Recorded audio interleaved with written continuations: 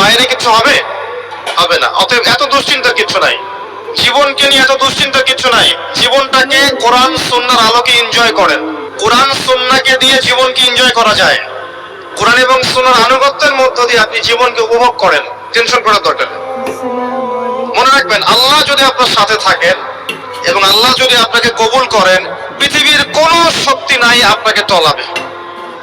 পৃথিবীর কোনো শক্তি নাই, পৃথিবীর সমস্ত শক্তি একত্রিত হয়ে আপনার চুল বাঁকা করতে পারবে না, যদি আল্লাহ আপনার সাথে থাকে।